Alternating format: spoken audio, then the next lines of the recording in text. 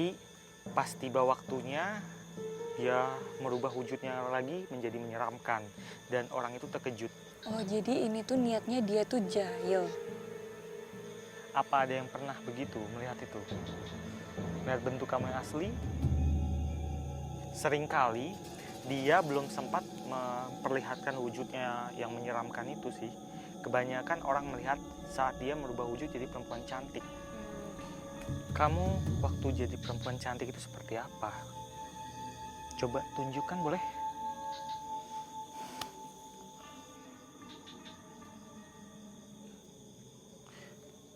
Baju putih terusan, kemudian rambutnya lurus, hidungnya mancung, matanya sedikit sipit, bibirnya tipis, tapi merah merona.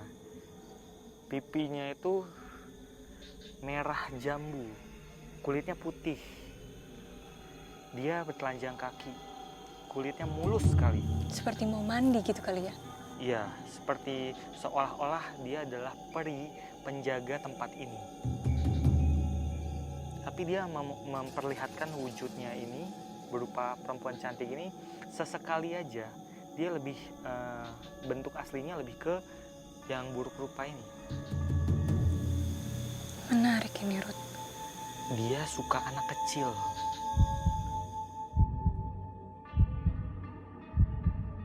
Ini mengingatkanku dulu waktu masih kecil sih, Ruth. Dengar-dengar ada cerita gitu tentang anak kecil yang kalau mau maghrib bisa ngilang, dan dengar-dengar sih katanya diambil sama wewe gombel. Terus kemudian keesokan harinya balik-balik sendiri gitu. Kamu pernah? Nggak pernah. Mungkin bukan nggak pernah, tapi belum ada kesempatan. Kalau ada kesempatan ya mungkin akan ada anak yang hilang. Oke, kalau gitu. Ceritanya tuh menarik tapi juga sangat menyeramkan ya, Rudy. Kira-kira tempat ini tuh ada hubungannya nggak sih dengan goa yang di dalam, sosok yang ada di sini? Sejauh ini yang saya dapatkan, saya resapi. Jadi memang ini sebenarnya tempat yang dianggap keramat dulu sebagai tempat orang-orang suci singgah gitu kan. Tapi karena ada beberapa makhluk yang buruk kelakuannya, buruk energinya, auranya, tempat ini cenderung jadi kayak terasa menakutkan. Itu mempengaruhi ya, Ruth ya? Iya. Walaupun bukan untuk orang-orang yang indigo, mereka bisa ngerasain aura itu. Betul. Sepertinya kita lanjut jalan lagi ya, untuk menuju ke goanya. Penelusuran pun kami lanjutkan ke arah salah satu goa yang ada. Namun sesuatu seolah menarik perhatian kami untuk menguak sesuatu yang berhubungan dengan keberadaan goa tersebut. Di sini tuh banyak makhluk-makhluk ya, bentuknya aneh-aneh dan sebagian ada juga yang menyeramkan. Tapi ada satu yang mendominasi. Dalam artian dia ini adalah sosok yang bikin auranya jelek di sini, yang kayak menakut-nakuti supaya terkesan tempat ini tuh nggak enak gitu hawanya. Itu dia di atas sana, Mes. Di mana? Yang mana? Dia loncat-loncat, Mes. Yang mana? Bentuknya itu kera. Ceritanya ada yang datang tuh nggak misi dulu, langsung masuk. Tuh dipegat King Kong di dalam katanya. Oh, dibuat kayak monyet gitu. Iya, pada lari lagi keluar. Bulunya itu coklat dan dia nggak berekor. Dia kayak kera biasa, cuma dia badannya besar, kurang lebih sedikit lebih besar dari saya badannya. Besar banget dong, Ruth, berarti. Besar. Nah, dia ini kurang suka dengan orang-orang tertentu gitu loh. Kenapa kayak gitu, Ruth? Orang-orangnya seperti apa? Coba bisa dijelaskan.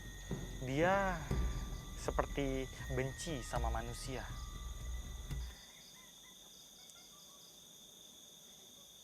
Samar-samar kayak ada.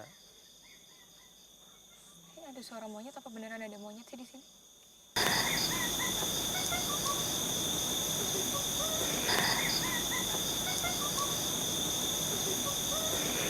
Samar-samar kayak ada. ada suara monyet, apa beneran ada monyet sih di sini? Kalau dari ininya sih emang nggak ada. Harusnya nggak ada kan. Dan aku mulai ngerasa bau. Tapi ini lebih kayak hewan sih.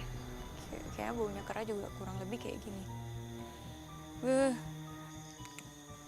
Seolah tak senang dengan keberadaan kami, baik suara serta bau yang aneh menyelubung di area penelusuran kami. Sehingga kami mencoba mendekat demi lebih menguak apa hubungan sosok tersebut dengan goa yang akan kami telusuri. Wah, lumayan. Aduh, Di sebelah sana. sana. Dia lagi memperhatikan kita nggak sih, Ruth? Dia memperhatikan kita, tapi wajahnya ke arah sana. Jadi walaupun wajahnya ke arah sana, perhatiannya ke kita. Dia lagi duduk seperti ini, gesturnya di sebuah dahan, agak naik ke atas. Ya layaknya seperti kera duduk ya. Iya betul. Rudi, kamu bilang dia punya aura kebencian dengan manusia. Kita semua lagi ada rame-rame di sini, Ruth. Ada banyak manusia. Aku takut deh ganggu dia. Karena memang dia benci manusia, dia memang sudah pasti datang manusia itu merasa terganggu. Ini kan juga sebuah goa yang untuk publik ya, Ruth. Semua manusia berhak datang ke sini juga. Terus gimana dong kalau misalnya pengunjung mau datang ke sini terus tiba-tiba harus bertatapan, maksudnya kayak ketemu ngelewatin kera ini, kayak apa yang harus kita lakuin? Jadi sebisa mungkin manusia juga jangan aneh-aneh yang sekiranya memancing kera itu untuk lebih bertindak jauh lagi. Aku dengar suara monyet lagi sih. Nah, dari tadi aku senterin, aku nyari-nyari monyetnya nggak ada. Ini memang kita kan di hutan ya. Di hutan ini ada, ya seperti kita tahu monyet kan tinggalnya di hutan. Mungkin itu suara monyet asli atau justru siluman monyet yang kita dengar. Makin nggak enak auranya. Sebentar, saya dapat sesuatu petunjuk di sini.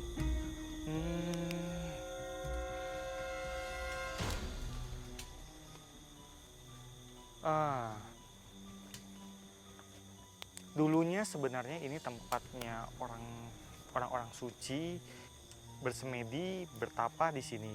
Tapi seiring berjalannya waktu, tempat ini seperti beralih. Karena ini tempat sakral, beberapa orang justru mencari kesaktian, mencari kekayaan, dan lain sebagainya di tempat ini kepada makhluk-makhluk yang menyimpang dari ajaran agama.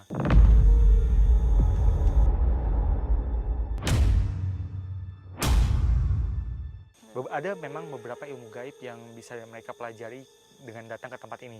Tapi mereka ada yang dapat petunjuk dari para gaib itu untuk melakukan sesuatu yang justru menyimpang dari agama. Jadi ini benar-benar menjurus ke kemusyrikan.